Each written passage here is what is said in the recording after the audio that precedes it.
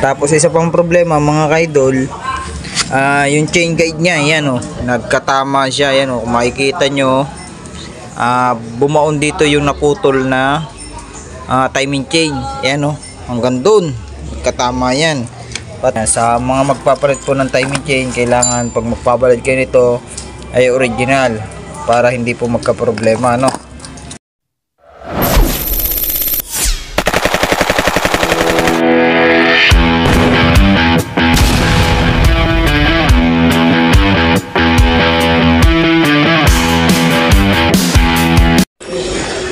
So itong mga boss, may binaklas tayo ditong Raider 150. Nangyari sa kanya, nag-loss compression. Sabi ng may-ari, yan, nag-loss compression. Binaklas natin yung cylinder head. Ayan, nakita nga natin, pag baklas natin dito, nakita natin yung problema. So hindi sa mga valve. So dito, binaklas natin, ito nangyari sa kanya mga boss. Naputol yung kanyang timing chain. So tingin ko dito mga kaidol sa timing chain na to, ito ay replacement na, hindi na po to original. Ayan o, hindi na po siya original.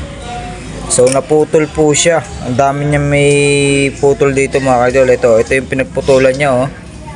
Yan, pinagputulan niya yan. Tapos dito, may putol din dito. May putol pa dito isa. Kung makikita niyo yung putol pa ditong isa. Dito yan o, hanapin natin yung putol. Ayun, ito, ayan, may putol pa dito. Ayan o.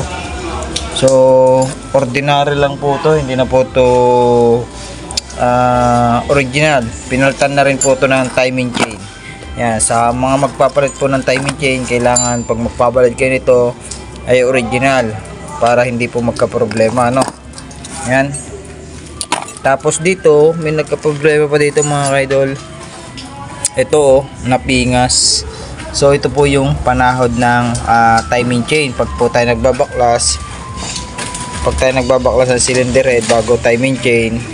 So ang trabaho po nito, ito po yung sumasalo sa timing chain para hindi po siya malaglag ng diretso.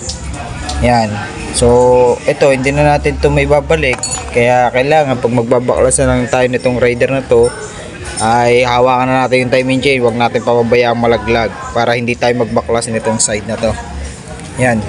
Tapos isa pang problema mga kaidol, yung chain guide niya, yan o, nagkatama siya. Yan o, kung makikita nyo, bumaon dito yung naputol na timing chain.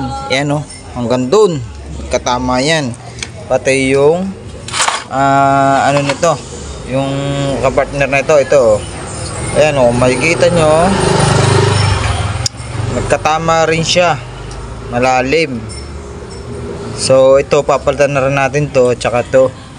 So set na rin po yung papalitan natin itong chain guide na to, magpapabili tayo. Tapos ito original, papabili natin. Kailangan original mga boss pag tayo magpapalit ng timing chain, no? Huwag tayo magpalit ng replacement kasi diyan nakasalalay yung makina natin.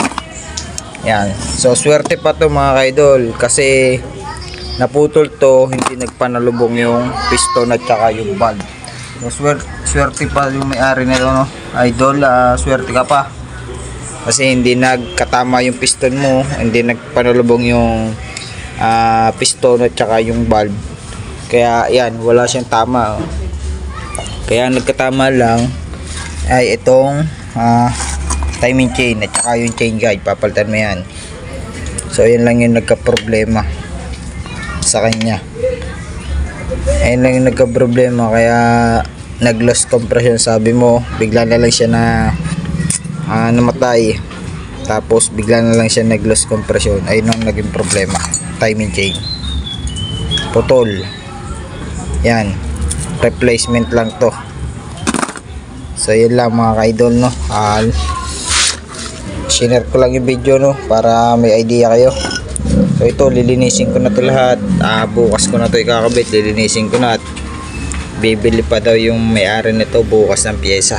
So lilinisin natin yan para bukas ng umaga or bukas ng patanghali, may kabit na natin yan. Palit langis na rin gagawin natin dyan. Yan lang mga kaidol, maraming salamat.